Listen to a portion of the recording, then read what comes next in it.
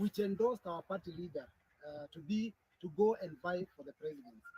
We did this knowing that there would be other opponents, but we did that in the understanding that every party that is worth its name in salt has to organize and ensure that they vie for political power. So we did tell our party leader to go and vie for the presidential seat. And we also put a rider in those agreements that he is free to talk to any other political party that they could form coalition with. You know very well that our party leader started the coalition of the One Kenya Alliance. And later on, he decided to join the One Kenya Alliance, decided to join together with Azimio so that we formed the Azimio One Kenya political party. The intention was to ensure that as a party, we are part of the next government. Now today, we are here because we want to talk about what happened. We believed that our party leader was going to be the candidate. Later on, we believed that our party leader was going to be the deputy president. When that did not happen, as a party, and I want to make this clear, as a party, we positioned our party leader as a candidate for the elections so that we cannot be taken for a ride. So our party leader, as we are talking right now, his papers have gone to IBC and he already has named a running mate. But what we have decided and we have discussed as leaders, which endorsed our party leader to go and vie for the presidency. We did this knowing that there would be other opponents, but we did that in the understanding that every party that is worth its name in salt has to organize and ensure that they vie for political power. So we did tell our party leader to go and vie for the presidential seat. And we also put a rider in those agreements that he is free to talk to any other political party that they could form coalition with. You know very well that our party leader started the coalition of the One Kenya Alliance. And later on, he decided to join the One Kenya Alliance, decided to join together with Azimio so that we formed the Azimio One Kenya political party. The intention was to ensure that as a party, we are part of the next government. Now today, we are here because we want to talk about what happened. We believed that our party leader was going to be the candidate. Later on, we believed that our party leader was going to be the deputy president. When that did not happen, as a party, and I want to make this clear, as a party, we positioned our party leader as a candidate for the elections so that we cannot be taken for a ride. So our party leader, as we are talking right now, his papers have gone to IBC and he already has named a running mate. But what we have decided and we have discussed as leaders is that you see the country is greater also than Wiper itself. And that because we had already agreed to work under the Azimio One Kenya Alliance, that maybe it is time that we exhaust all the options that were available under the Azimio One Kenya Alliance. Because there's a dispute resolution mechanism under that alliance. So we are asking our party leader that we do reconsider the possibility of having further discussion on this coalition arrangement. One of the reasons why we are disappointed and why we were disappointed and said we are going to go all the way to the ballot is because there was no structured discussion meeting which endorsed our party leader to go and vie for the presidency. We did this knowing that there would be other opponents, but we did that in the understanding that every. All right. Welcome back again to Kisi Hot TV. Karibu sana. Ingawa tu tumeweza kuchelewa katika siku hii ya leo, but I hope kwamba siku yako imekuwa salama kabisa. Karibu sana katika show ya siku hii ya leo. Tunapenda kupiga show katika 2-3 tuweze kujua kwamba hali iko vipi. Ili tunakwambia kwa mtu wangu ujue kwamba kama umeingia katika mara yako ya kwanza kabisa umeingia kwenye show ya siku hii ya leo, karibu sana moja kwa moja. Naomba maswali mawili matatu. Lakini najua kwamba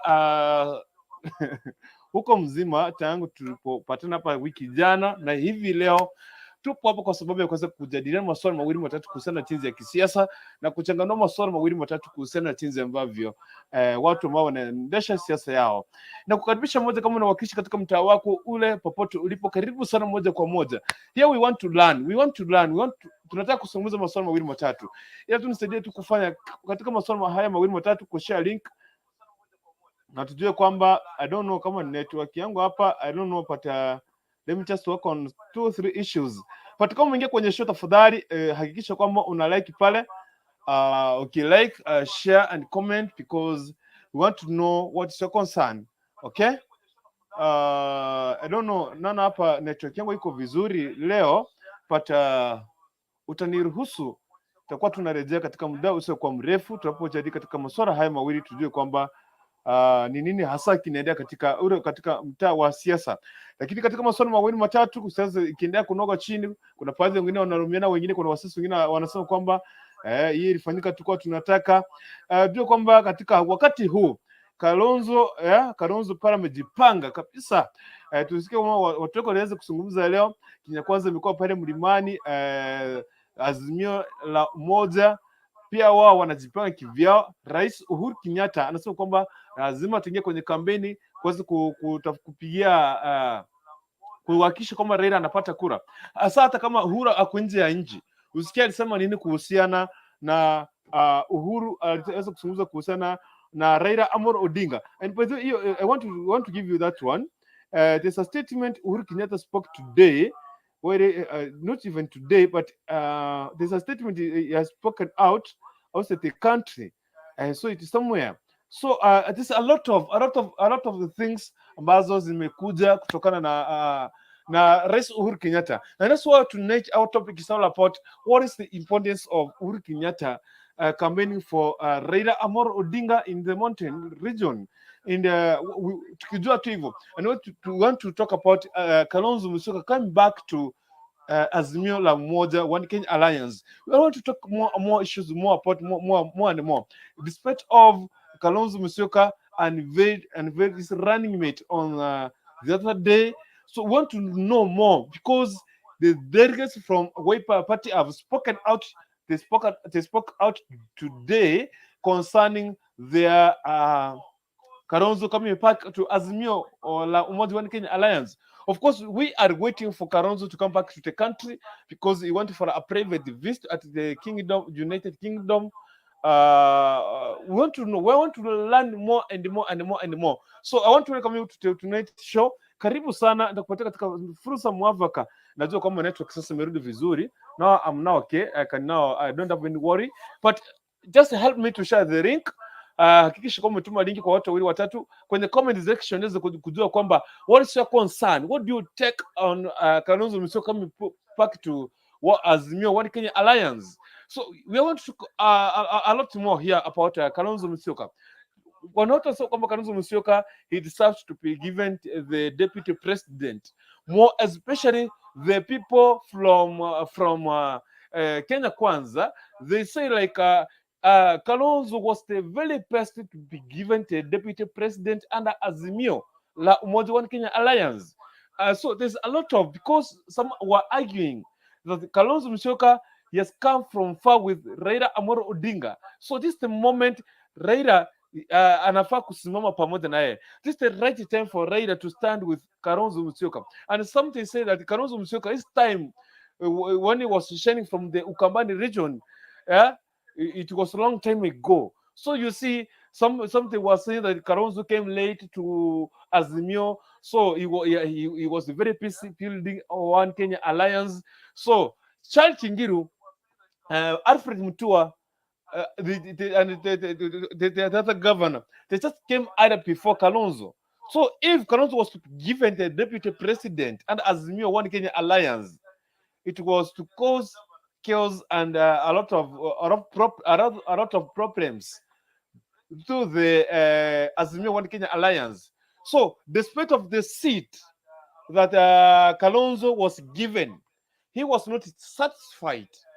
I don't know who told him that he has not been given the deputy president, because he didn't unveil himself to the venue where the event was supposed to be there to take place. He didn't go there. So tuliona pale kiti chake kilitembea, Kalonzo Musyoka kiti chake kilitembea, hakuwepo. Later on we saw him unveiling his running mate. So later today we have seen the delegates from the party of the Wiper, which is headed by Kalonzo Musyoka. I think there's a lot more here we are going to discuss. So I want to give you this clip here before I come back. Nakuja nikupatia link tuweze kuendelea moja kwa moja. So I want us to discuss about what's the importance of Uhuru Kenyatta, why it is Uhuru Kenyatta is more concerned to campaign for Raila Amolo Odinga in the mountain region. Why is it more concerned? Huh? Mwana concerned too much. It's concerned too much. It's planning vehicles. The other day we saw him sending out a lot of vehicles that were painted Jupiri. You see. So what is more? We are supposed, as Kenyans, we are supposed to see Uhuru Kenyatta going home peacefully at a peaceful retirement. So, but why he is more concerned to come in for Raila, not himself. The other day we saw when Barack Obama was going out of the government, when he was going for retirement, we saw him campaigning for somebody and a presidency. We saw him campaigning. So, what's the importance of these presidents who campaigns for their leaders? Watu ambao wanataka kuingia kwenye hizo kwenye urais wao wanataka nini? So what's the behind the behind secret? So that's what we want us to discuss today, and all about Kalonzo Musyoka. So Kalonzo Musyoka akirudi, imagine Kalonzo Musyoka, he didn't attend. Kalonzo Musyoka, he didn't attend when Raila Amolo Odinga was unveiling his running mate during One Kenya Azimio la Umoja One Kenya Alliance. So don't go usende mbata tafadhali, fanya tu hivi, like, share and comment, because tuko hapa ndakupatia link uweze kuingia kwenye show tuweze kudiscuss one by one. So don't go away. I'm here for you guys. Consider to subscribe to Kisi Hot TV if you are new in the house. And today Musalia Mudavadi spoke today at the mountain. Alisema kwamba what this is the statement he gave out. Ruto 7% ni kidogo. 7% ni kidogo. Tutaletea Ruto 90%. Mudavadi promised today. So I want to give that statement. So that's a lot of things that we are going to discuss. Of course, je, ni ukweli kwamba ataleta 90%? As you see, Mudavadi and Weta watapepa 70% to Kenya Kwanza. The other day niwaambia kwamba So, okay, let me just give you this one. Wacha niwapatie hii kisha baadaye narejea kwenye studio tuweze kuendelea. Na kwenye comment pale nitakupatia link tuweze kusonga mbele pamoja. Karibu sana kwenye show ya siku hii ya leo. Kwa majina naitwa Dennis. Ukipenda utaniita tu Kurikuntu, tutakuwa tunaitika, hiyo ni jina langu. Karibu sana tusonge mbele pamoja. Sawa au sio mtu wangu? Welcome. Tupate hii kisha baadaye na rejea tuweze kupiga show moja kwa moja. Kwenye comment box ukiona link nimeweka pale kwenye comment section, utachukua hiyo link, uingia kwenye show to discuss, tuongee, tuambiane ukweli. Most especially want to know what is the importance of Uhuru Muigai Kenyatta campaigning for Raila Amolo Odinga and not for William Samuel Ruto. Anyway, let's say that this one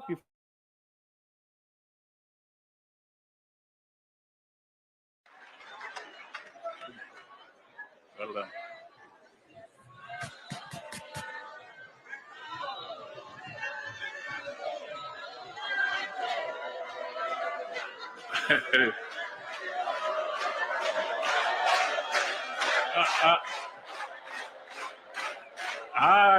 Asante sana. Hey. Mayanga yani ado. Sasa nani amebaki nyumbani? Hakuna. Mnajua earthquake? Mnajua? Weka mkono juu. Zungusha kabisa kwa nguvu. Sema earthquake. Earthquake. Earthquake. Earthquake. Asante sana Bwana Deputy President. Earthquake imeingia Kiambu, imetingiza. Mimi nitaongea kwa kifupi sana ili nipatie nafasi kiongozi wetu naye aseme. Kwa hivyo nitalenga mambo zangu haraka. Neno la kwanza, nataka niseme kwamba mumeona ndugu yetu Rigathi Gachagua akizungumza hapa.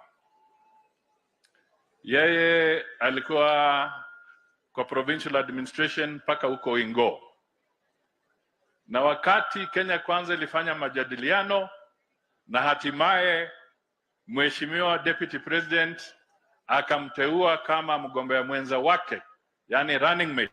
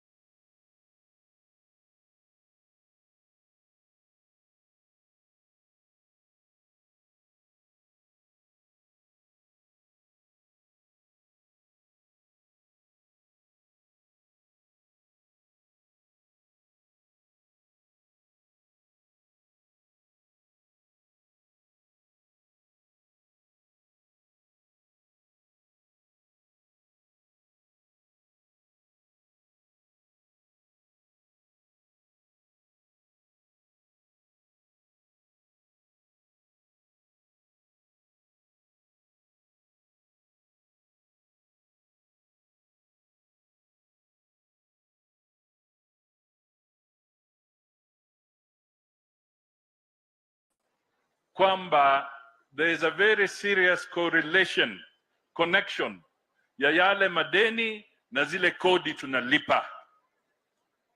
Yule mama mboga ambaye alizungumzia mambo ya kodi hapa, ile bei ya stima ambayo inatusumbua kwa viwanda vyetu, ile bei ya fuel ya petroli ambayo inaenda juu kila wakati, ukiamka asubuhi imebadilika, ile bei ya unga ambayo inaenda juu, ile VAT ya 16% ambayo inatusumbua. Nataka Wakenya tufahamu kwamba yale madeni mazito ndio yale yanaleta hiyo bei kuharibika. Kwa hivyo tukisema tunataka tubadilishe uchumi, tulenge uchumi, ni kwa sababu sisi kama Kenya Kwanza tunataka tupunguze yale madeni, tupunguze VAT, tupunguze tax kwa fuel, tupunguze bei ya stima, tupunguze bei ya chakula, kwa uchumi ambao unasimamiwa vizuri na serikali ya Kenya Kwanza ya Mheshimiwa William Samoei Ruto kama chief hustler. Neno langu la mwisho, ama niseme second last, mimi nataka tu niseme tumeongea sana kuhusu mambo ya economy, na pale mwisho tumeingilia sana mambo ya ufisadi. Statement ya Moses Kuria ililenga sana ufisadi. Statement ya Ichung'wah ikazungumza ufisadi ya Weta. Mimi najua kwamba ikiwa tunataka tuonyeshe commitment yetu, Bwana Deputy President, kwa kila chata ya county, kwa kila county charter, ni lazima tuwe na chapter ambayo inasema vile hiyo county itapigana na ufisadi. so that in our Kenya Kwanza commitment with every county, we also must commit that we shall fight corruption in that respective county, ili wa Kenya wapate nafasi ya kuweka pesa mfukoni na wachache wasitoroke na pesa zao. La mwisho, tarehe 9, it must be decisive. Ando ito, we want it to be decisive. We want tushinde kwa raundi ya kwanza. We don't want to go to a petition. We don't want to prolong the results. We do not want to prolong the pain that Kenyans are on the first round. Raundi imwe. Raundi ya mbele. Neguo. Tujue kwamba tumetoka kwa wingi, William Samoei Ruto ashinde ili tusiwe na mambo mengine katika taifa letu. We want to start work immediately. And the people who have been fighting the bottoms up or fighting this, hata hizi forum, hizi kongamano za economic forum, kuna wengine wanaziogopa. Why are they scared? Wameogopa kwa sababu muradi wa Azimio ni muradi ambao ni wa kupinga ama wa kuchunga mambo ya privileges and entitlement. The Azimio project is about privilege and entitlement. The Kenya Kwanza movement and the bottom-up project is a project about opportunities and hope for the millions of Kenyans. That is the difference. One is about privilege and entitlement. The other one is about opportunity and hope for every Kenyan. That is the difference. Kwa hivyo mimi nawasihi tujitokeze, tuangushe hawa jamaa, tuwabwage. Mimi na Weta tuko hapa, ingo imeshona.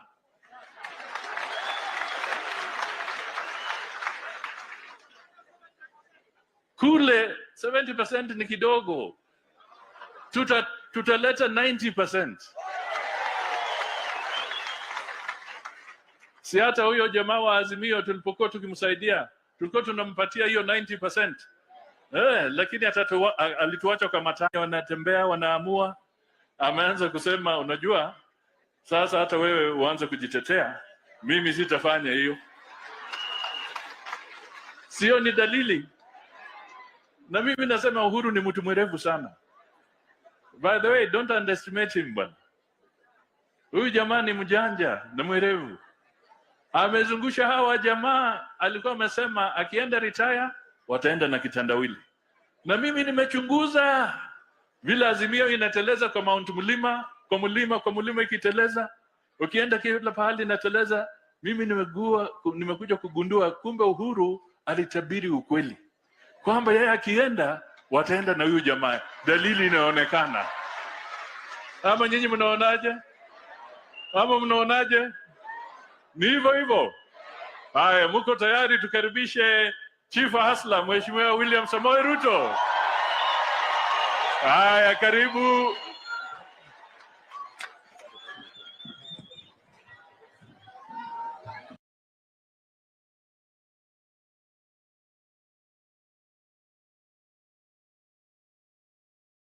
So I've got my essay written.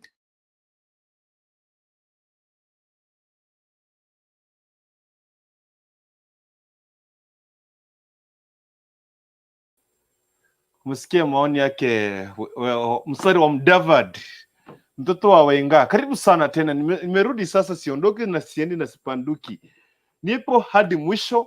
Sasa nataka nikupatie direction jinsi ambavyo tutafanya mambo na tutafanya kazi. Van Soham, I see you. Hakikisha kwamba umeweza kufungulia microphone na kamera, kisha tuweze kuzungumza katika maswali mawili matatu. Leo tunajadili mjadala kuhusu na jinsi ambavyo Uhuru Kenyatta ambaye ni rais wa nchi hii ya Kenya Jamhuri ya Kenya ameweza kuingia kwenye siasa na kuhakikisha kwamba anapiga na anahakikisha kwamba anapatia pato, anapigia Raila Amolo Odinga aweze kufanya kupandisha Raila Amolo Odinga katika mlima Kenya. Haya ni baadhi ya mengine tunaweza kujadili katika siku hii leo, lakini kwa sasa tumesikia kwamba watu wa Kenya One Kenya Alliance kutoka chama cha Wiper wamesema kwamba wapo ready, wapo tayari. Kalonzo Musyoka is ready to come back to Azimio. You know, Kalonzo, he went out of the country. Just is supposed to come back to around to the end of this week. He's coming back, but of course he's coming back at the end of this week. The delegates from Wiper Party, the aspirants from Wiper Party, they have said Kalonzo atarudi is coming back. I don't know. You know, the bargaining power, of course Kalonzo alikuwa ametoka na alikuwa ameelewa kwamba hapa hosi ni wawili, farasi ni wawili. Yes, he knew tuko na two horses, Raila Amolo Odinga and William Samoei Ruto. Now Kalonzo haja attend ile function ya kuleta deputy president wa Azimio One Kenya Alliance. Hakuweza kuattend. Kiti chake kilipaki tu vile vile kilikuwa kimeandikwa Kalonzo Musyoka. Akapatiwa kiti ambayo alikuwa amepatiwa, hakuweza kukuja. But of course akaenda naye pia after ile kwa unveil, naye akaleta kiongozi wake, deputy president wake. He knew very well he can't win. He can't join Kenya Kwanza. Unajua tu hata kama ujuzi uliona kwamba siku nyingine Ruto amesema kwamba wewe Kalonzo, yule Kalonzo ana nywele kwa kichwa. Some stories. So Kalonzo ni kama hata kama angeenda kule already kuna mtu ako pale. Okay? Alfred Mutua yuko pale na hawaelewani, hawanani pamoja. And now already nani ashapatiwa kiti. Mamlaka washamalizana Kenya Kwanza. Ametoka Azimio, hakuna kitu angefanya. Na akienda yeye mwenyewe kutafuta kura zake, hakuna mahali anaenda, hawezi kuwa rais of course. Yani hiyo ni maoni tu. Kwa sababu kwa sasa to activate himself from the slogan yenye Wakenya wanamuelewa ni ngumu sana. Ile kitu unaona pale hata nani huyo sister yake alisema kwamba Charity Ngiru, Kalonzo kitu anafanya ni kuharibu tu kura za Ukambani. Kitu angefanya angekuja asimame kwa hiyo kiti. Kitu kingine, Kalonzo Musyoka akona upabi katika Ukambani, lakini kuhusu chama chake nje ya Ukambani ni ngumu. So kusimama peke yake ameona ni ngumu. So that's why he went out of the country, of course, and to leo amepanga the delegates and the aspirants. They have spoken today. Wamesema kwamba there is a possibility. Wame advise Kalonzo to come back. Of course, Kalonzo must to come back so that he can get something. Bila hiyo Kalonzo hakuna kitu atapata. The best option is to come back to Azimio. Nitaendelea kutoka hapo. Caleb Mwaniki. Caleb. Sema. Mambo vipi? Poa bwana. Niko poa mtu wangu. Uko salama? Mimi niko salama bwana. Karibu sana kwenye show yetu siku hii ya leo.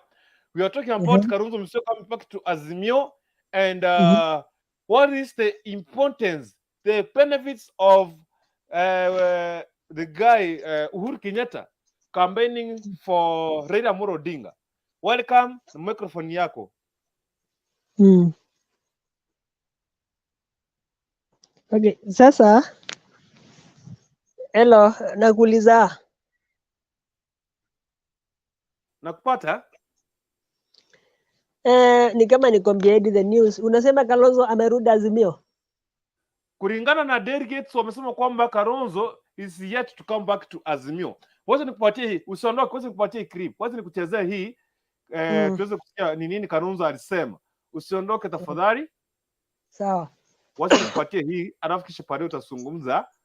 Wacha nikuletee hii yake Kalonzo. Na vile jinsi ambavyo watu wako wazungumza leo iko hapa.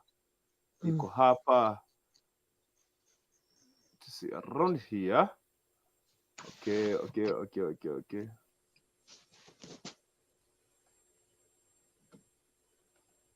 Acha nilete hapa hivi. Nimeipata. All right.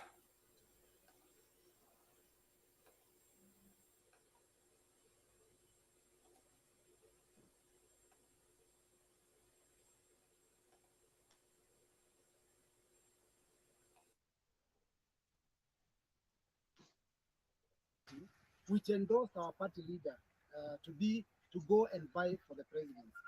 We did this knowing that there would be other opponents, but we did that in the understanding that every party that is worth its name in thought has to organize and ensure that they vie for political power. So we did tell our party leader to go and vie for the presidential seat.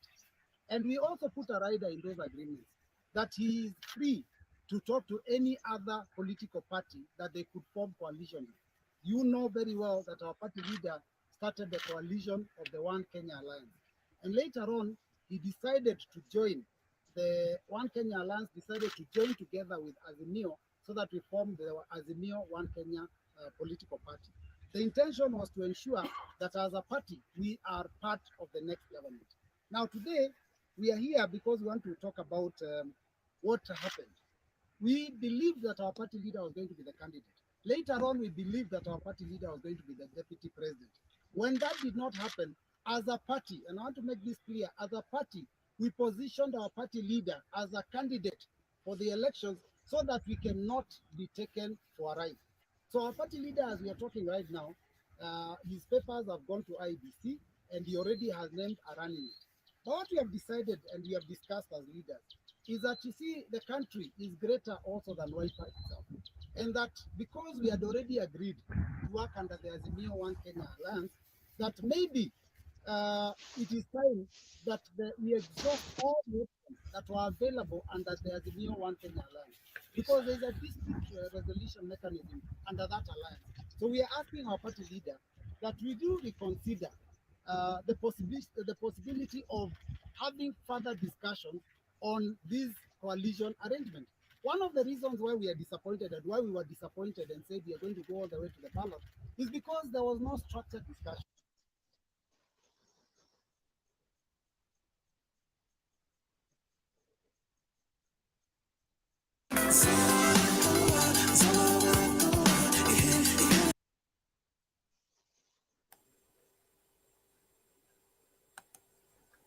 Yes, Caleb Mwaniki. Sasa nadhani umeweza kupata hiyo, umeisikiza na vile umezungumza. Hao ni delegates na aspirants kutoka Wiper Party ambayo ni chama cha Kalonzo Musyoka. Na maoni yako sasa, karibu sana ndugu yangu. Asante. Sasa unaweza niuliza swali tena? Kuna venye swali ulikuwa umeuliza, unaweza niuliza tena sasa? Ongeza sauti nikusikie ndugu yangu. Nakwambia sasa, unaweza niuliza lile swali tena ulikuwa umeniuliza? Ndio nasema kwamba tuko na mjadala wa kuzungumzia kuhusu Kalonzo. Ikiwa Kalonzo ataweza kurejea katika chama cha kama ataweza rudi katika Azimio One Kenya Alliance. Okay? Hasa tunazungumzia kuhusu Kalonzo. Je, akirudi One Kenya Alliance ambayo ni pamoja na Azimio ama Azimio One Kenya Alliance, na ile siku ya kuanivete deputy hakuweko, alileta deputy wake. Sasa hivi akirudi, je, wewe kama Mkenya maoni yako ni yapi kuhusiana na Kalonzo? Ile siku ya wakati Azimio One Kenya Alliance ilikuwa anatangaza deputy president, hakuwepo kabisa. Akaenda akatangaza pia running mate wake, lakini dalili ipo anaweza rudi Azimio One Kenya Alliance. Je, kama wewe Mkenya unaweza zungumza nini kuhusu Kalonzo Musyoka? Unaweza mwambia nini? Advice. What can you advise Kalonzo Musyoka? Karibu sana.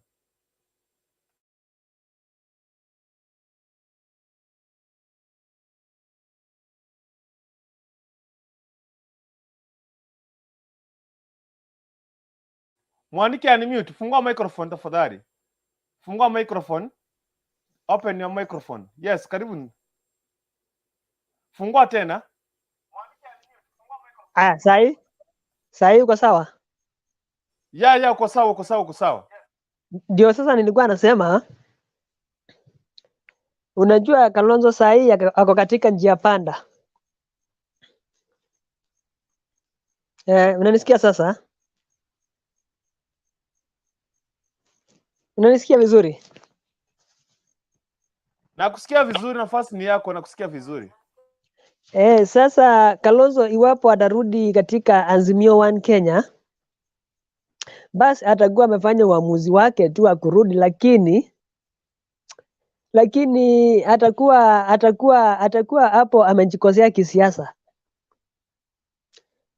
Sasa ni kwa sababu unajua Kalonzo sasa amekuwa mtu mwenye aeleweki, hatujui anataka nini. Anasema anasaini kitu, anasema vizuri, anajua anasaini nini. Mara anasema vizuri, ajui kama ni kama kile kitu alisaini ni kama ajui vizuri.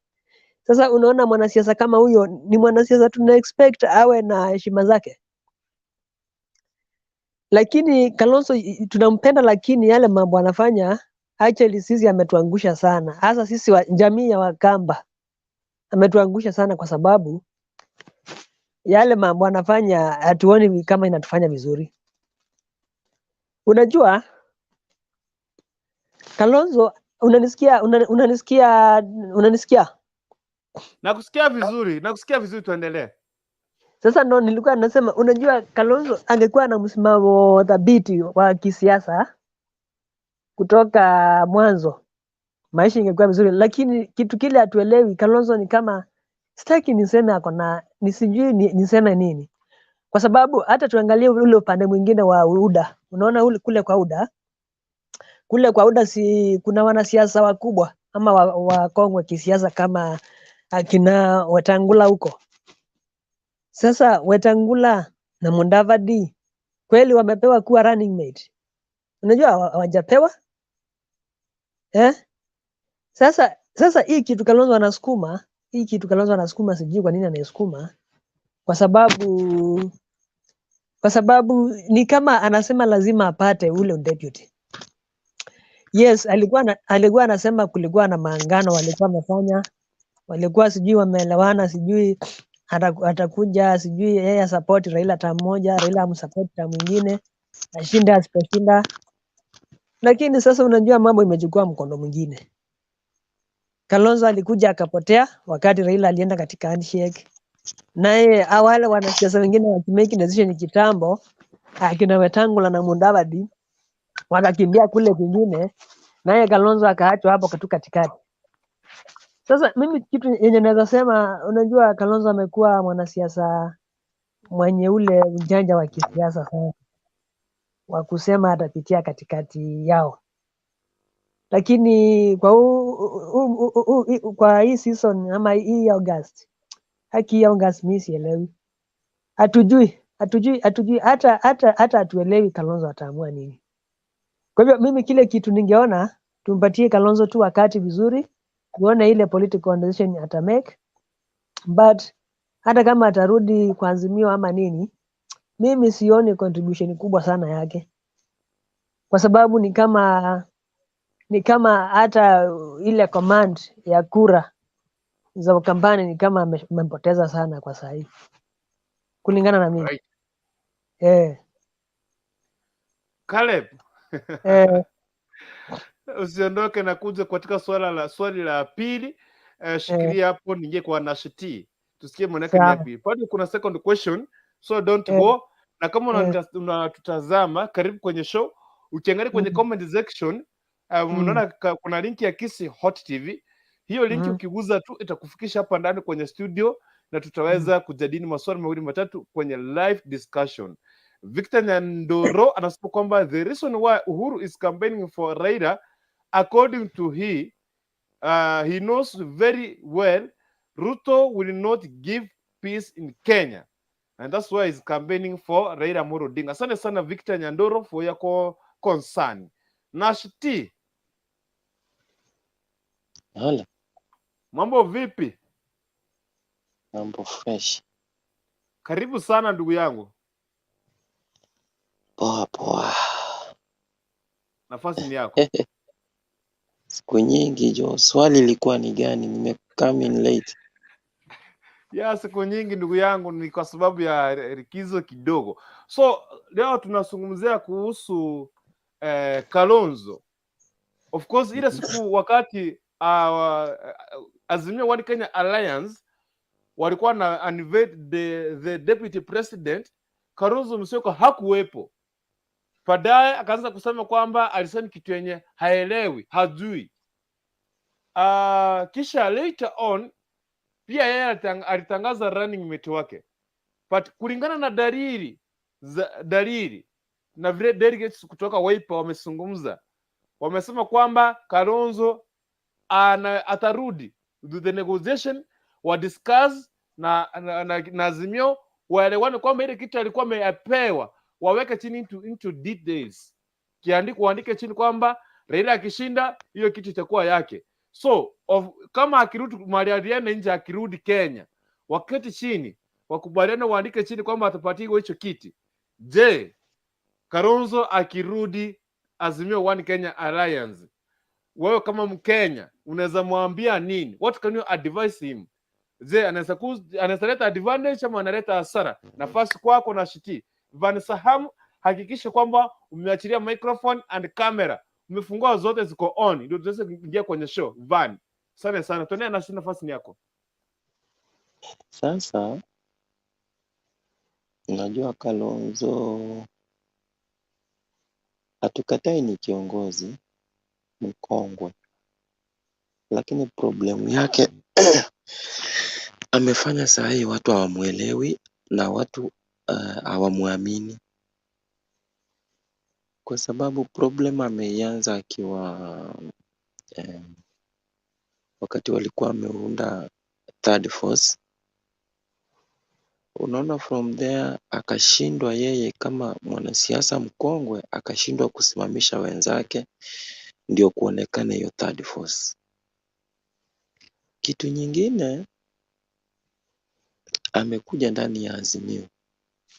Alipofika ndani ya Azimio akakuta watu ni kama gari ishatoka stage imeanza kuondoka, akadandia nyuma.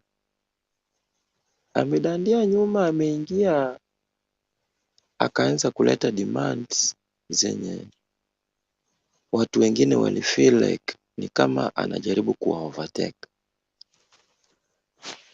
Na unaona Raila being smart as he is na Uhuru, they decided to accommodate him ndio at least wasimwache nyuma, wakamkubalia akaingia.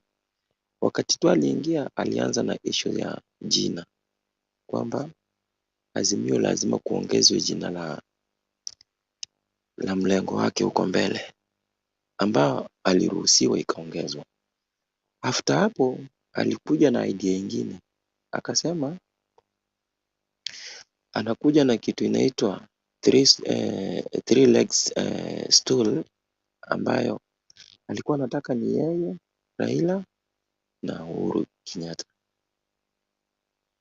Wakamkubalia, wakampatia hiyo chance, lakini wakamwambia you will just be a member but not the principal.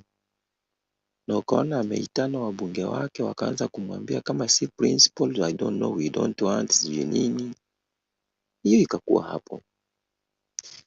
Ameanza kupressure, kama sio Kalonzo running mate hakuna Raila. Na kama watamnyima basi itabidi tuambie watu wachague, lakini president wasichague. Sasa unaona yeye amekuwa ni mtu, ni kama unajua hata mwanaume wakati unatongoza mwanamke na uone huyu mwanamke anakuwekea vitu mingi, mara ninunulie nguo ndio nikukubali, nipeleke sijui Nairobi ndio nikukubali. Unaona hata wewe sasa kama mwanaume unaanza kurudi nyuma kwa kuogopa tabia ya mwanamke. Sasa Kalonzo, unajua kuna kitu ingine ambayo imefanyika ambayo sijui kama watu wanaielewa. Mtua kutoka Azimio kwenda Kenya Kwanza sio coincidence. Ile ni plan, iliplaniwa, watu wakapanga, ikasemekana huyu jamaa aende huko just to block Kalonzo asikuwe na hiyo idea ya kwenda huko. Now if I give you 3 scenarios zenye zitakufanya uone kwamba Kalonzo has no other option than coming back to Azimio. 1 ni kusimama yeye kama Kalonzo apiganie urais, which itamrusha back to number 3. Na hii number 3 yenye anapata hatakuwa na kazi yoyote, automatically atakuwa amecommit political suicide, atazikwa kwa kaburi la sahau. The other option ni kuenda Kenya Kwanza. Na Kenya Kwanza, remember already namba zimepatianwa, namba yenye anaenda kupata huko labda ni number 6. Kumaanisha hata Mutua atakuwa yuko mbele yake na ni kitu yeye mwenyewe haezi kubali. So kwa hii scenario ndio unaona hii kitu nakwambia kwamba Mutua went to Kenya Kwanza ni mipango ya Azimio. Now we can see it working. The other option yenye amebaki nayo ambayo ndio ameamua kuchagua leo ni kurudi Azimio, akuwe namba 3 na ako na kazi as chief minister. And you see wabunge wake wenyewe wamekaa chini wakaitana mkutano, imebidi wa vote 45 against 5 kwamba arudi Azimio. Now my friend Kalonzo has no other option than going back to Azimio.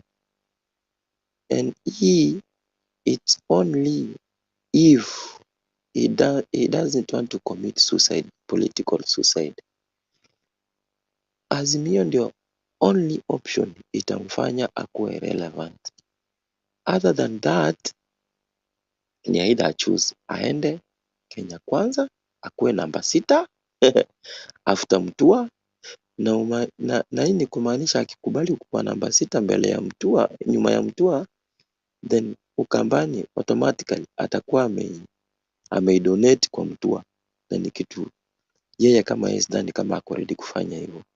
Now unajua hizi ni story za Raila. Raila being a professor in politics, you can see what is trying to do. Is trying to outsmart these people without them knowing.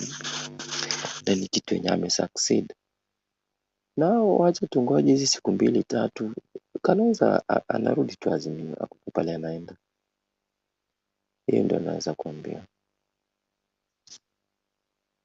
Right, sana shiti. Usiondoke na kuja kwako. There's somebody called Van Saham.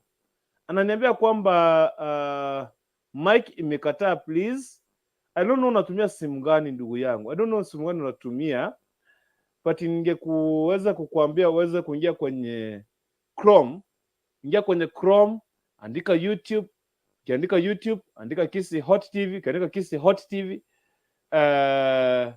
Ingia kwenye show van ujaribu kutoka hiyo sehemu. Asante sana. Anaitwa Pendo langu 1000. Kalonzo has run out of steam. He demands what seat he wants to sit on. When he is he's been offered an opportunity, good leadership commands prudence in the decision making is irrelevant at this time.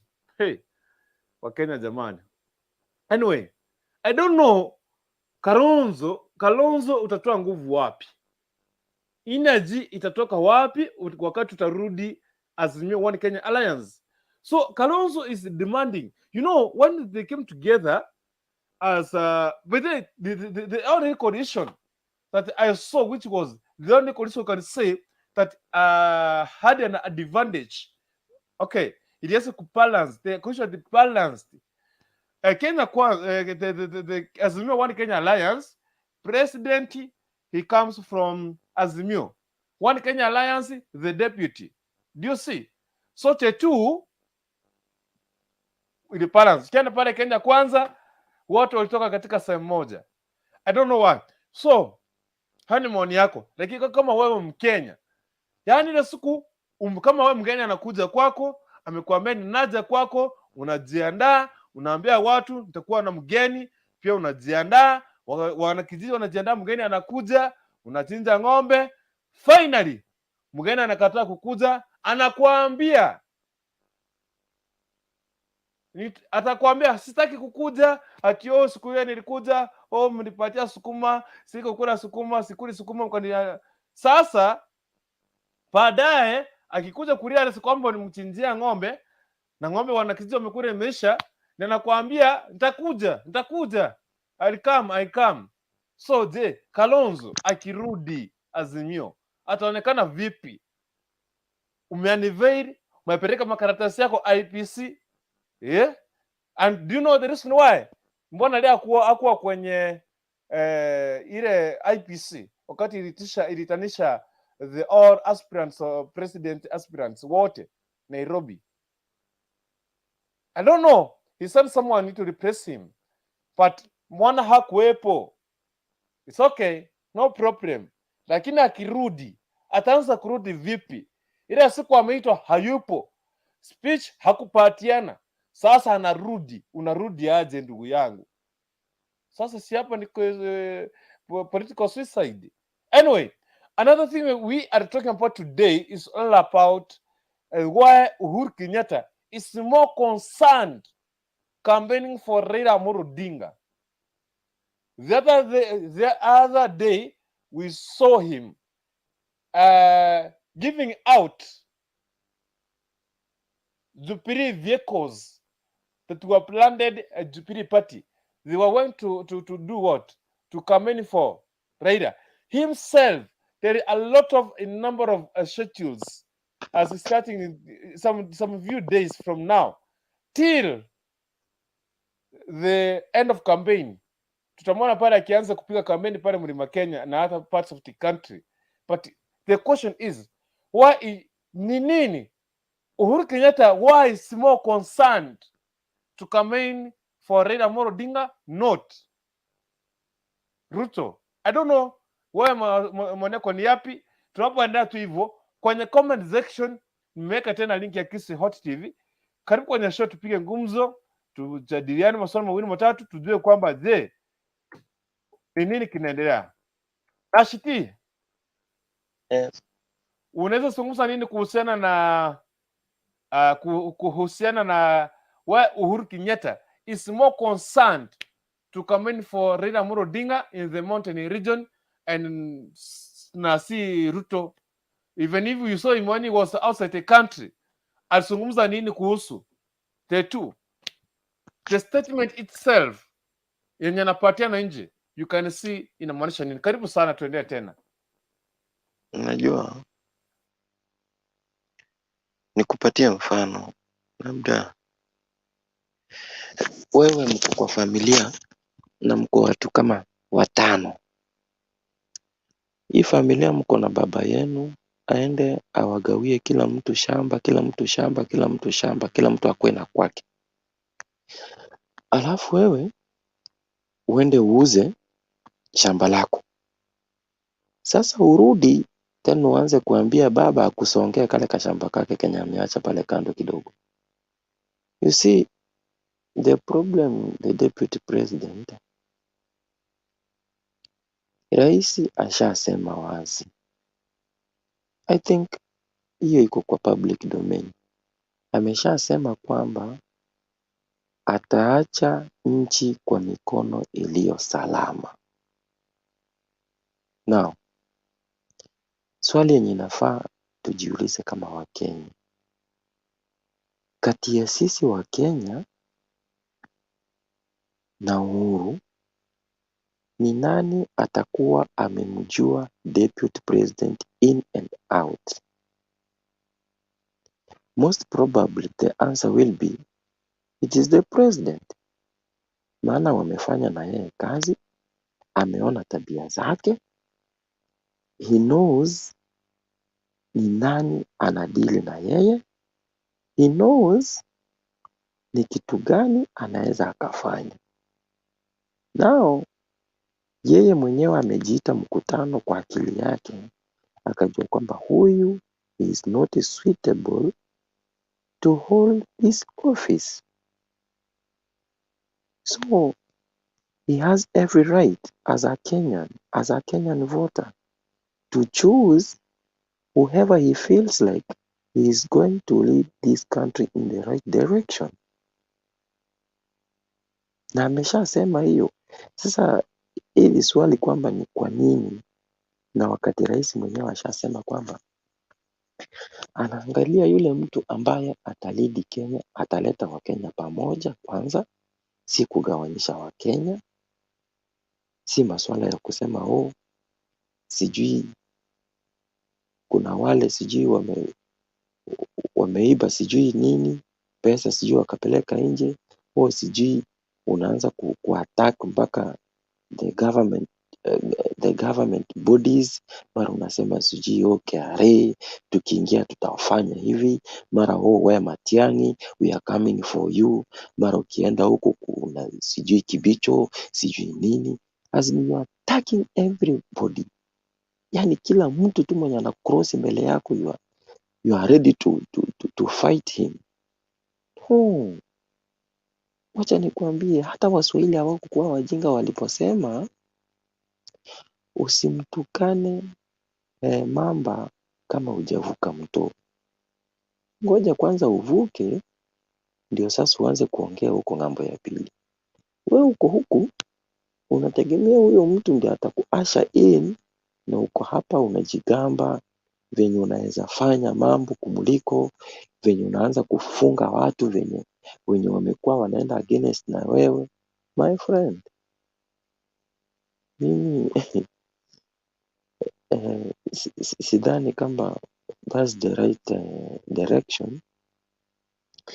Yeye alimess kitambo, maana rais was so patient enough kumwambia kwamba my brother, time ya politics bado, let us work for Kenyans first, time ya siasa itafika.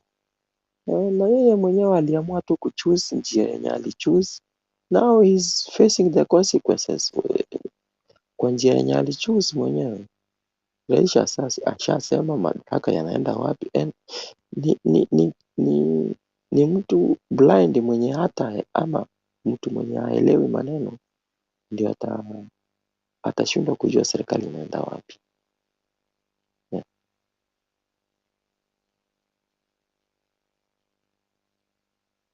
Right. That is Nashti. Hayo ni maoni yake, na pia wewe kama uko na maoni yako umekaribishwa. Kwenye comment pale nimeweka link hapo, iko na Kisi Hot TV.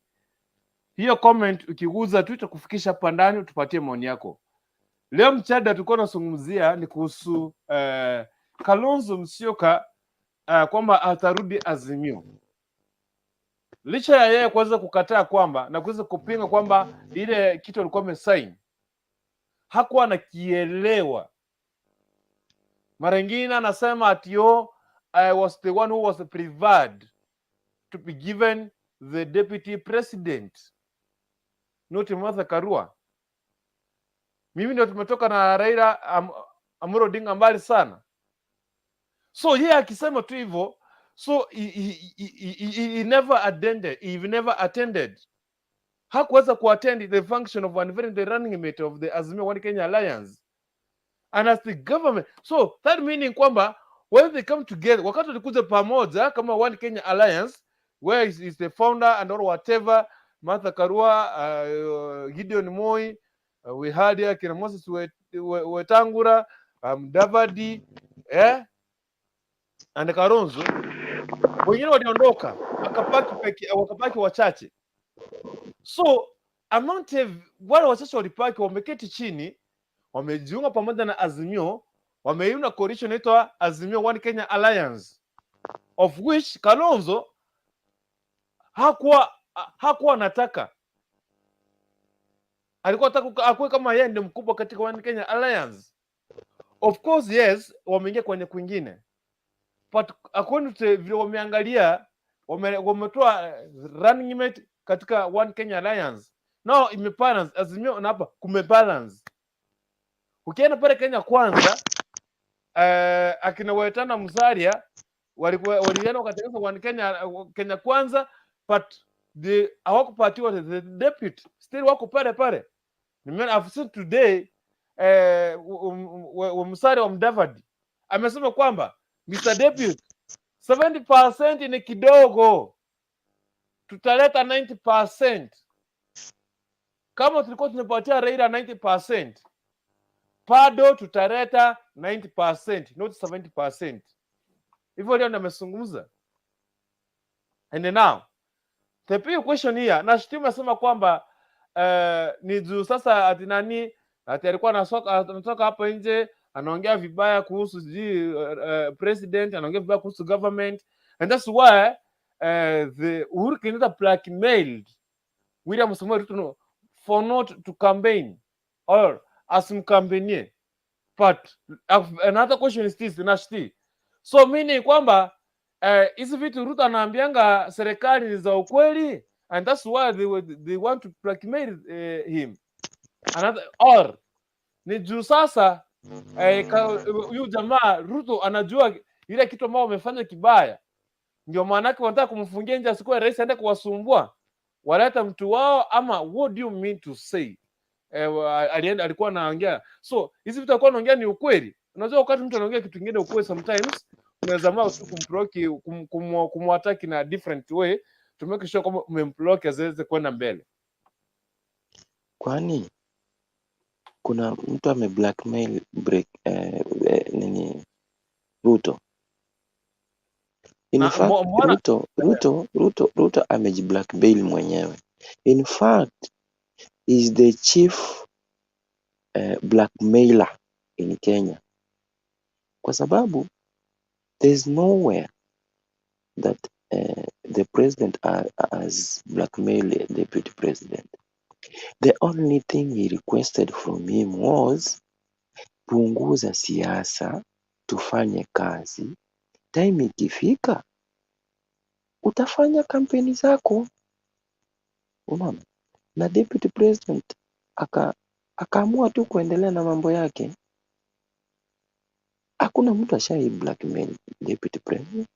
In fact, the way I'm telling you, deputy president ndio chief blackmailer Kenya, kwa sababu you can see as per now how he has managed to blackmail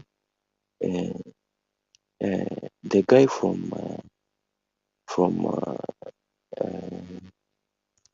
Eastern, is it East Mlima Kenya, the way he has managed to blackmail Mudavadi. How can, wewe niambie, ni shule gani ulienda yenye unaambiwa kuna hesabu ya kuleta 70% ndio upate 30%? Surely, how does that work? Yeah?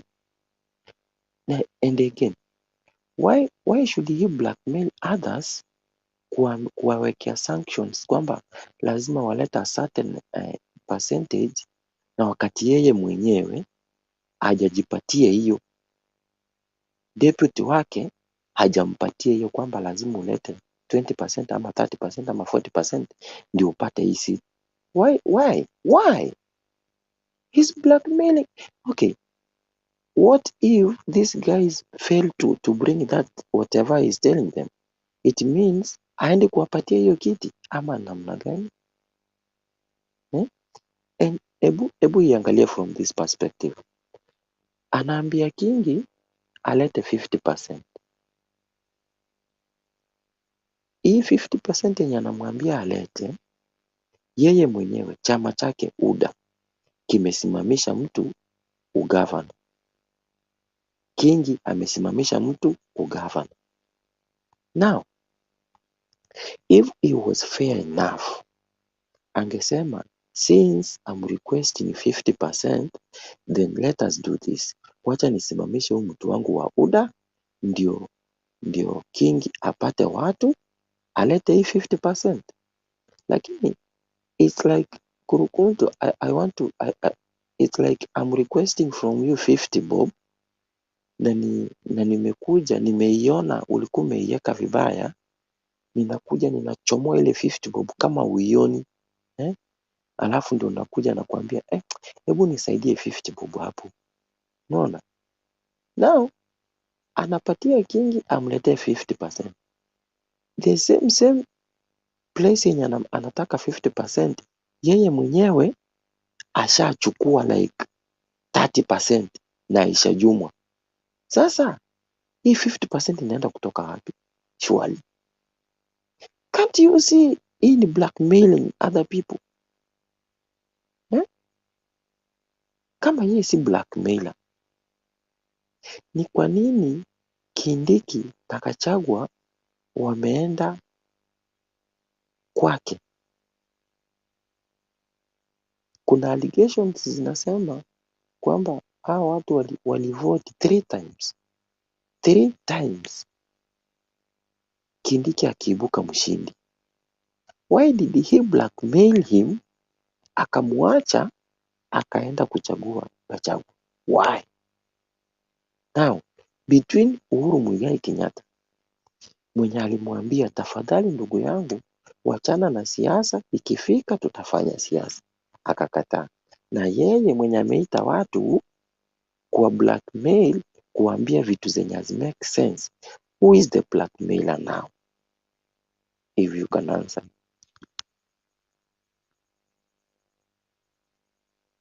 Nashte, I'm getting you.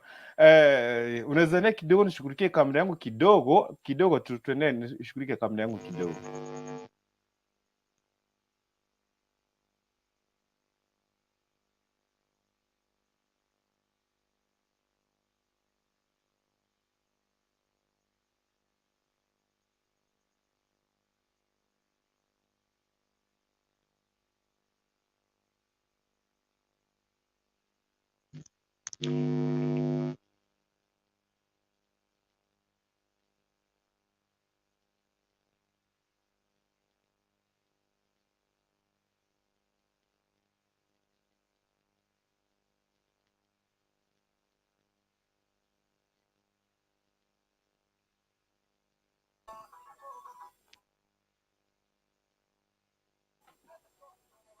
Nashti. Naam, I'm here. Umeuliza swali nzuri lakini sasa anyway, hapo siwezi kujibu kwa sababu niko hapa, mimi najua lakini siwezi kujibu. Ina depend na vile msikilizaji amelipata. Okay. But so you give, you are demanding. Okay, anyway, there's no problem. And that's the same question I was asking myself, and or I was asking the other people according to from Kilifi County, Hamason King. Hapo kuna vita kati ya huyo anaitwa je mwanamke, we call her, she's Aisha Jumwa. She's trying to blackmail Governor Hamason King. So is blaming Hamason King kwamba analeta mtu wake, ana kampeni kwa chama chake lakini si UDA. Lakini huyu Aisha Juma anasema kwamba anafaa kucampaign for Kenya Kwanza lakini si chama chake. Ndio maana imeleta tatizo kidogo. I don't know itakuja kukua vipi, lakini mengine tena kushughulikia kuweza kudiscuss. Kama unanipata katika mahali ambapo unawakilisha rekodi yako, tunazungumzia katika masuala mawili na hasa mengine ambayo yanajitokeza pale ndani. Kalonzo Musyoka samahani, pole. Kalonzo Musyoka alijificha peke yake, akajiondoa peke yake, yeye akawekewa kiti. Unajua wakati wa interview alisema kwamba hakuwa hatimia sasa na interview atio nitakuwa na sijui mimi sifai kuwa na interview etio nini, akaongea. Imagine Kalonzo ni nani? Who is Kalonzo? Baada ya siku 3 Kalonzo ndiye amejipeleka interview. Sijui siku 3, sijui siku 2, sijui siku 1. Kalonzo amejipeleka interview. Kalonzo, mbona umeenda interview? Atio sikuweza kupatia watu room for excuses, wasa kusema atio nikataa kwa interview. Niliamua kwa interview. So what do you see? Who is Kalonzo? Kalonzo, who is Kalonzo? Kalonzo can say, hey jamani Kalonzo, walai. Hey. Anyway, sijui kama wewe utampokea vipi Kalonzo Musyoka akiingia kwenye Kenya, akiingia kwenye Azimio One Kenya Alliance. Sijui utasema vipi? Mtazamaji, kuna linki pale kwenye comment section imeandikwa streamyard.com/pxe9bannm. Utazingia tuna kwenye studio papa hapa live and direct, uweze kutuambia kwamba wewe mwenye yako ni yapi. And kisha baadaye, don't forget to subscribe, like and share, because tuko hapa ku discuss and we want to know if you're a political analyst, you can help us here. So nilikuwa na mtu mwingine hapa amwaniki from Ukambani. I don't know what from Ukambani. How do you take Kalonzo? Huyu jamaa anajaripia jina. So in the matters of negotiating or whatever you want to negotiate, but why? Yani kidogo tu hivi nafikiria nasema, niliona kwamba wacha tu niweze kusema kwamba kwa mara ya 3 ndugu yangu Raila Amolo Odinga anatosha. Do you see? Yani anaamua, walikuwa nasema hawezi ingia akukonya hadi depe. Maana ndio ameingia huko, anataka deputy president. Deputy president imemkosa. Ameenda kwingine nasema ati says in the interview mimi I'm not prefer to go to for interview. I have the still record. I was the vice president of this country. I was CEO. I've done a lot. I don't know. I don't understand. The statement he gave out. Kalonzo ni nani? Who is Kalonzo? Hey, siku hivi chache, I don't want to give room for excuses, so let me go for an interview. Hey, Kalonzo. Later, unveiling the running mate, Kalonzo amesema hawezi enda pale, ameleta running mate wake, ametangaza anaenda for presidency until final. Siku chache, Kalonzo ni nani wa Kenya? Hey, amesema aje? Is coming. You want to negotiate. You want ile kazi alipewa. Anataka kuhakikisha kwamba imeandikwa chini. Ingeweza kufanya nini? Hii ni according to the statement from the delegates. Sielewi. Mtongo sielewi. I don't understand. Hey. Kimeumana. Kalonzo atio, the document I signed, sikuwa naielewa, niliona naona manyota. I don't know what I signed it for. I don't understand, sikuielewa. Atio, nini. Now you see, Kalonzo yani unachichanganya. So many excuses. I don't know. The excuses zinakujenga ama zinamharibu. Wewe kama Mkenya, what do you take according to Kalonzo? Do you advise Kalonzo kama Mkenya halisi? What can you advise Kalonzo? Anafanya vizuri ama anafanya vibaya? yeah?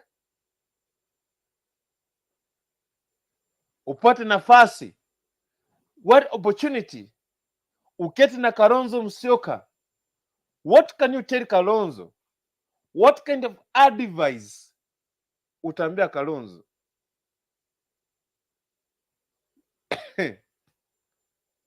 Hapa wengine wamesema kwamba he did not sign out, so how can you have a coalition? I don't know, is a coalition or whatever, imesimama mara mbili. Kwa mfano One Kenya Alliance iko pale Azimio One Kenya Alliance, president iko na president, iko na deputy president, na kisha kuje One Kenya Alliance iko na president, iko na deputy president. So which Kalonzo Musyoka? Why are you confusing us Kenyans? Let me tell you, no. The political analyst, if you are here, please, you can help us to understand this. That the law allows someone or a party or a coalition kukuwa katika side mbili sehemu mbili. Kwa mfano One Kenya Alliance iko na Kalonzo Musyoka, iko pale na Gideon Moi na akina hapa Martha Karua, walikuwa pale pamoja. Baada ya Moses Kuria kujiondoa kwenda, akina Waita wakaondoka, akina Mudavadi wakaenda. These are the people who remained, akina na wengine. Unaona Jimmy Wanjigi aliweza Kalonzo sema kwamba Jimmy Wanjigi ni mtu wa Raila Amolo Odinga, hawezi kaa kule na ODM. So walikuwa wamesema, walikuwa wamekataa. Later on wamepush some rallies, some events or whatever. He was in Kisii here, so amepush, all of a sudden ameingia Azimio. Now demand we must have Azimio One Kenya Alliance. Imeandikwa chini, imewekwa kila kitu kimefanyika, and now the Azimio One Kenya Alliance, which One Kenya Alliance yenye kuna what the same people wamekuwa Azimio One Kenya Alliance, the same people. Again, the same people, some individuals who are in Azimio One Kenya Alliance, tena wako hapa, wameenda kule, wametengeneza sasa, tena wameleta tena president, tena deputy. So ni vitu mbili, watu wawili the same vitu mbili, mtu mmoja happening. I don't know if you are getting me what I'm saying. So sijui kama Kalonzo alikuwa anapatisha hapa akiuza president, asipopenya atarudi hapa aseme no, this is the agreement that was written down, that you have to form Azimio One Kenya Alliance. For someone to quit from the coalition and found okay after 6 months or after election in 3 months, ndio anafaa ondoke. Lakini sasa Kalonzo hajaondoka, and I don't understand how inafanyika vipi. I don't know. Swali lingine pia tulikuwa tunazungumzia hapa ni kuhusiana na Uhuru Kenyatta. In 2013, Uhuru Kenyatta worked with William Samoei Ruto. They used to call Raila Amolo Odinga yule mzee wa vitendawili. So many issues. The same Uhuru Muigai Kenyatta in 2017, mwenye kwa anaita yule mzee wale hawana watu wa mamlaka wa kutengenezea viti, hawana agenda ya Wakenya. The same Uhuru Kenyatta who used to attack Raila Amolo Odinga is the same guy who is preparing to campaign for Raila Amolo Odinga, and not William Samoei Ruto, the friend whom he used to work with, to campaign with, to dress the same dressing code, eat together, drink together. I don't know, what is you as a Kenyan, what do you interpret when the president is campaigning for a running mate for presidency? Ingekuwa ni MP, member of parliament, we were to accept. Ingekuwa ni governor, we were to accept. Ingekuwa ni MCA, we were to accept. Now you are retiring and you want someone by force, by fire, to come and replace you. Why are you hiding? What is this thing that you are hiding? Yeah? Anaficha nini? Anaficha nini? Mbona anahusika sana? Mbona anachukua sana? Anasema kwamba I must step out of office and come in for Raila Amolo Odinga, the guy who used to be your enemy. Kwa kama Mkenya sijui hiyo sio unachukua ni vipi? He's saying this everywhere, in the country, out of the country, out of Africa. He's talking about the best guy to take over after him is Raila Amolo Odinga. You know, they're in power with his deputy. Mwana sichukue deputy president wake. Hiyo pia ni swali nyingine tulikuwa tunazungumzia leo. Kama unanipata vizuri kwenye comment section pale, andika comment yako, na kama unataka kuingia hapo kwenye live show tujadili mimi na wewe moja kwa moja, linki iko hapo, ingia hapo kwenye mchada tuzungumze maswali mawili matatu tuweze kuambiana ukweli. Now if Kalonzo is going to be to go back to Azimio, One Kenya Alliance, wewe kama Mkenya utamwona vipi?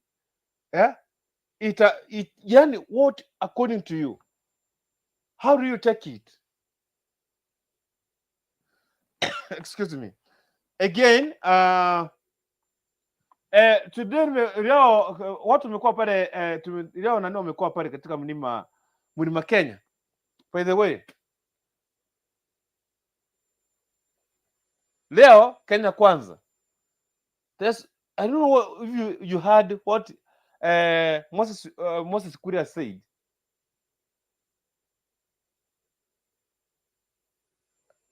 Sorry, niko na homa, samahani. And I don't know if you got what Mudavadi said.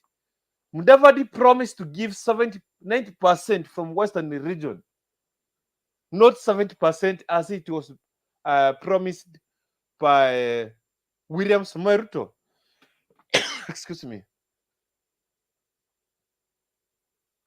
So according to you, so here we are talking about what happened today. Ile kitu ambacho kimefanyika hivi leo, hizo vitu ambazo zimefanyika leo ndizo tunazungumzia hasa katika swala la Mudavadi. Aliambia Ruto kwamba mimi hata tulete 70%, tunaleta 90%. Do you agree? Ataleta that one, ataleta 90%. Asema, let me give you the statement. And if you are getting me and we are watching me, please ingia show na hii link. Kuna link iko hapo kwenye comment section. You can come with that link because we want to do it together. Tusungumze zote kwa pamoja. All right. Wacha kupatia hii. Na I'm looking for some natafuta kitu. Tafadhali naona pale unaweza like. Hebu like kwenye show, like pale. Like. Wewe kulike tena. Sasa ponyeza ama ponyeza. Just click and like, thumbs up, comment, and you can share. I want to give you the statement from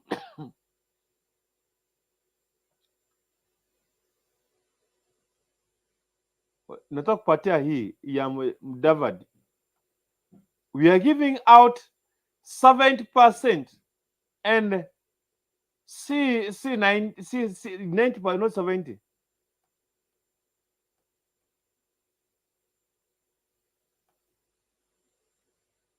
Right.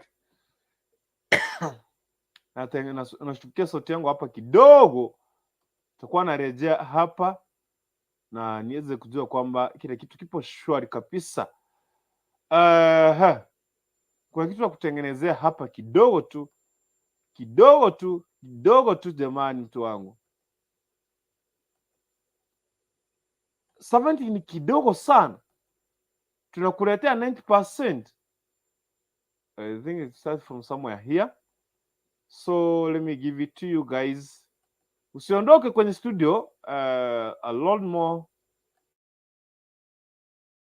Tulenge uchumi ni kwa sababu sisi kama Kenya Kwanza tunataka tupunguze yale madeni, tupunguze VAT, tupunguze tax kwa fuel, tupunguze bei ya stima, tupunguze bei ya chakula, kwa uchumi ambao unasimamiwa vizuri na serikali ya Kenya Kwanza ya Mheshimiwa William Samoei Ruto kama chief hustler. Neno langu la mwisho, ama niseme second last, mimi nataka tu niseme tumeongea sana kuhusu mambo ya economy, na pale mwisho tumeingilia sana mambo ya ufisadi. Statement ya Moses Kuria ililenga sana ufisadi. Statement ya Ichung'wah ikazungumza ufisadi ya Weta. Mimi najua kwamba ikiwa tunataka tuonyeshe commitment yetu, Bwana Deputy President, kwa kila charter ya county, kwa kila county charter, ni lazima tuwe na chapter ambayo inasema vile hiyo county itapigana na ufisadi. So that in our Kenya Kwanza commitment with every county, we also must commit that we shall fight corruption in that respective county, ili Wakenya wapate nafasi ya kuweka pesa mfukoni na wachache wasitoroke na pesa zao. La mwisho, tarehe 9, it must be decisive. Ando ito, we want it to be decisive. We want tushinde kwa raundi ya kwanza. We don't want to go to a petition. We don't want to prolong the results. We do not want to prolong the pain that Kenyans are on the first round. Raundi imwe. Raundi ya mbele. Nego. Tujue kwamba tumetoka kwa wingi, William Samoei Ruto ashinde, ili tusiwe na mambo mengine katika taifa letu. We want to start work immediately. And the people who have been fighting the bottoms up, or fighting this, hata hizi forum, hizi kongamano za economic forum, kuna wengine wanaziogopa. Why are they scared? Wameogopa kwa sababu muradi wa Azimio ni muradi ambao ni wa kupinga ama wa kuchunga mambo ya privileges and entitlement. The Azimio project is about privilege and entitlement. The Kenya Kwanza movement and the bottom-up project is a project about opportunities and hope for the millions of Kenyans. That is the difference. One is about privilege and entitlement. The other one is about opportunity and hope for every Kenyan. That is the difference. Kwa hivyo mimi nawasihi tujitokeze, tuangushe hawa jamaa, tuwabwage. Mimi na Weta tuko hapa, ingo imeshona.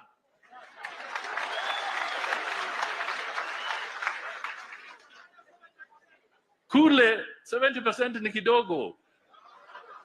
Tutaleta 90%. Si hata huyo jamaa wa Azimio tulipokuwa tukimsaidia, tulikuwa tunampatia hiyo 90%. Lakini alituacha kwa matani, wanatembea wanaamua. Ameanza kusema unajua sasa hata wewe uanze kujitetea, mimi sitafanya hiyo.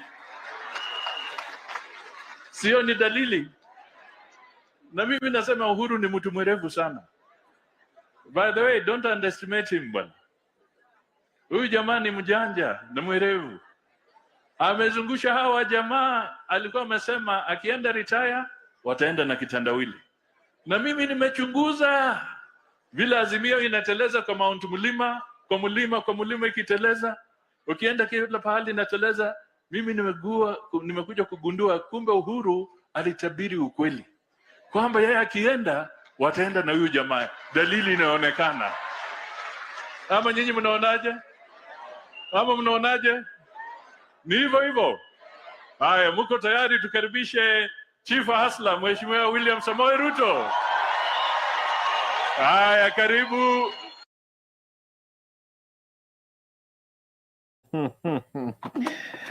Okay. All right. Thank you very much. I think we must get a statement from our brother Sarwa Mudavadi. 70% ni kidogo, tutaleta 90%. Do you agree? Do you agree? Do you agree? Do you agree kwamba Mudavadi Weta wataleta 90% from Western region? Do you agree? I don't know. What's your take? Sijui. Pale kwenye comment unaona watu wametulia live show, unaona watu wametulia wazaingia kwenye show because we want patena link watu wakuja kwenye show live and direct. Kwenye comments unaenda comment zikitiririka kule, so meaning kwamba you are satisfied. And I want to congratulate you all for coming. Thank you for watching Kisii Hot TV. If you are new in the house, just consider to subscribe, like, share, and comment because hii ni channel pekee yake na kuletea uhondo kamili wa kisiasa na inakufahamisha kwa tendeti kisiasa bila kuchelewa au bila tatuizi lolote lile. So ndugu zanguni na dada zangu, nawashukuru sana kwa kuweza kujiunga pamoja na mimi kwenye show ya siku hii ya leo. Sasa hivi inabidi niondoke kwa sababu sina watu wa kuweza kuzungumza na wao. Ingekuwa tu ile live chat sisi wote wawili, watatu na watano, angekuwa muhimu sana. Lakini hasa wote tunaweza kuwapongeza nyinyi nyote ambao mmeweza kuingia kwenye show na tuweze kujadili masuala mawili matatu. Kwanza niwashukuru sana kwa sababu nimesikia maoni yenu, akina Mwaniki, Kalib Mwaniki and Nashiti. I want to appreciate you all guys. Thank you for coming. I'll be here again today as from 9:30 p.m. until 12 midnight. So don't forget to come. Najua kwamba tunazungumzia katika masuala matatu, masuala manne matano ya kisiasa na jinsi ambavyo yanajibuka. Okay, Vincent Babu ndio naamka. Vincent Babu from from Embakasi Pipeline, Nairobi. Kanairo. Ose Kanailo. Niko ndani. Sana Vincent for coming. And our biggest topic today, we had around 3 topics that we are talking about today. One,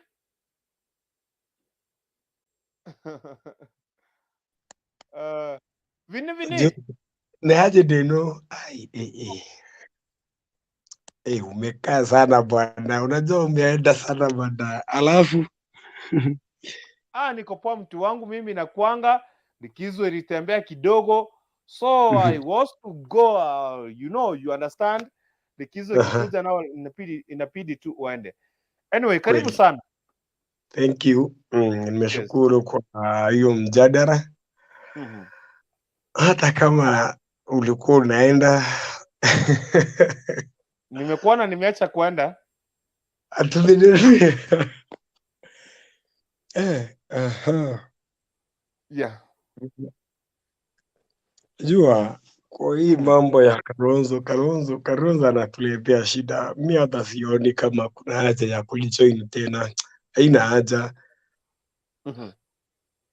Ingekuwa kama ni mtu kwanza, yeye ana msimamo. Ingekuwa na msimamo bana, siasa ukuwe na msimamo kama Mama Ngiru, mama kama hiyo. Kalonzo mi naona anasumbua tu, ni kusumbua tu, anasumbua.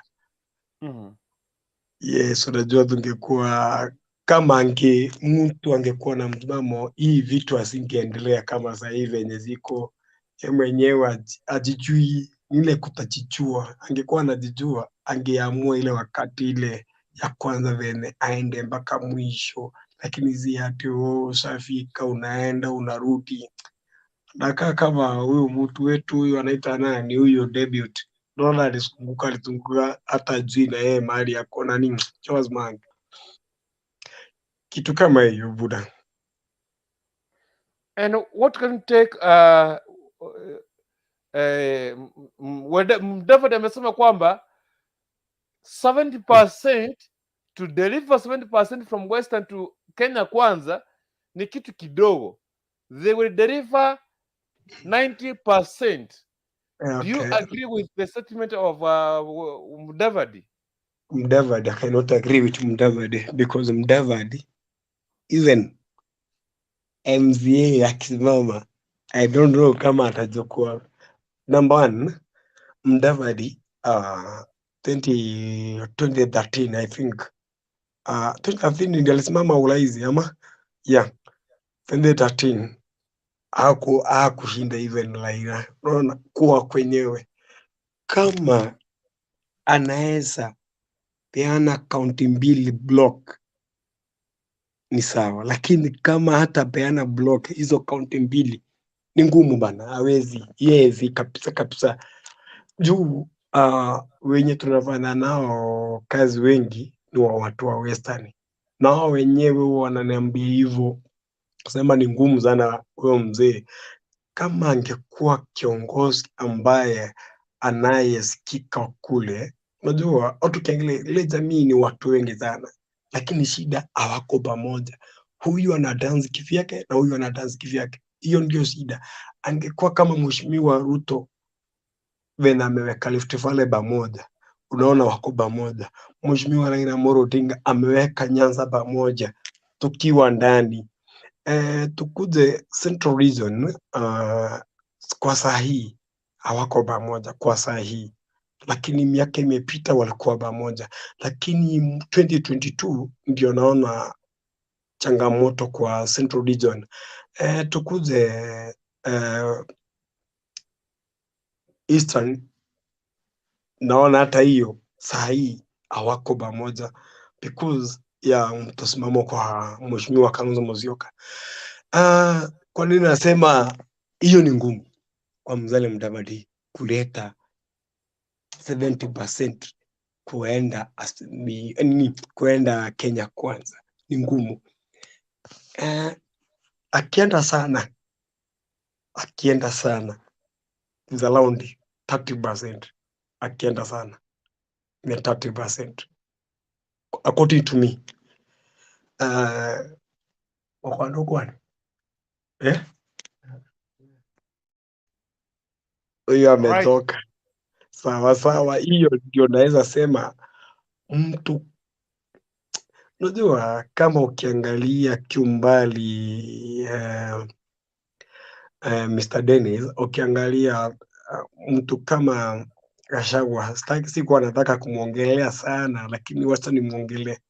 Gachagua hawezi enda Central Region peke yake kukampeni, lazima waandamane na kiongozi wake ambaye ni President William Ruto. Alafu ukiona Martha Karua tangu atauliwe kuwa running mate wa Mheshimiwa Raila Odinga, ameenda peke yake mpaka uliona masiku 3 tu, lakini ameleta kura. Hata ukiangalia vile watu alienda kwa upole, kwa unyenyekevu, akasema sisi hatukuchi na kifua. Unaona Gachagua hawezi akaenda peke yake Central Region aitishe kula juu hajui kuitisha. Mtu anaenda kuitisha na tena ni Ruto. Unaona, aidha akiwa Uganda, Martha Karua alikuwa wapi? Unaona, nani wanasakanya kula? Angalia like mama Sabina Chege, unaona venye wanasaidiana, lakini kule si ati tunawakataa. Kuna watu hawezi enda peke yake individual kutafuta kula. Tuche Mheshimiwa Musalia Mudavadi, hata kwetu kwenyewe peke yake akuja asimame kama Dr. William Samoei Ruto, akuja asimame aitize kula, ajui kuongea, ajui kuconfuse mtu alete kula. Unaona, hiyo ndio shida ya Mheshimiwa Musalia Mudavadi. Kwa hivyo 70% ni ngumu kutoka Central, hiyo yenye amepewa wangereduce tu wampatie 30%. Hiyo ndio naona anaweza, because hiyo Baranya akubale, watu wengi wakubale bana, Ujamong, watu wengi kitamba amalize hizo kura, sioni. Nimemalizia hapo kaka. Alright, swali la mwisho ndugu yangu Vincent. Yes. What's the importance or what's the benefit of Uhuru Kenyatta campaigning for Raila Amolo Odinga? Hiyo swali ni ngumu lakini kulijibu, wacha niseme hivi. Kuna vitu ambayo ata benefit nambana. Najua hiyo ni yangu na hiyo ndio iko. Najua kuna vena aliona na huyu mtu wamekaa na yeye miaka 5.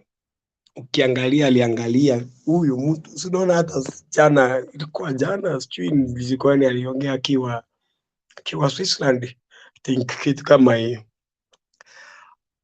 Aliona mahali anaweza aja mtu mwenye anaweza aja Kenya, anaweza sura, ndio wenye mali, tuseme ukweli.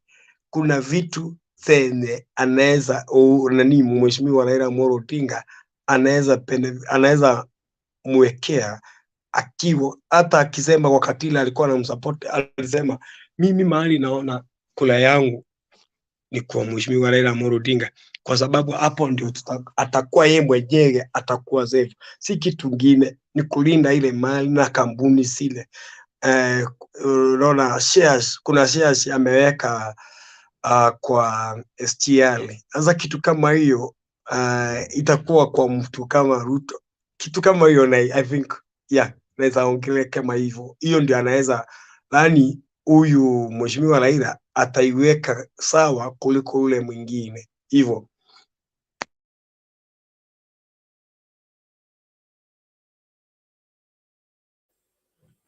Alright, asante sana Vincent Babu kwa maoni yako. I think now it's time for me to walk out of the studios, and I want to appreciate you all guys for coming. Thank you for joining. Thank you for giving out your comment. Sana sana, wewe nyinyi watu wazuri. Nashukuru sana na Mungu azidi kuwa pamoja na nyinyi. Hii ni Kisii Hot TV, the #1 station online TV. So guys, hakikisha kwamba una like tafadhali in our shows, in our uploads. Please try to like. Wewe ukiweka like pale itakuwa na shida, comment yako pale itakuwa na shida, itakuwa noma tena zaidi. Nashukuru sana kwa kuweza kuingia pamoja na sisi na kwa kuweza kutufanya sisi kuwa watu wako ambao wanatupenda kufuatia katika stories zetu za kila siku. Leo tena tutakuwa hapa kwenye studio zetu za Kisii Hot TV kuanzia mwendo wa saa 3.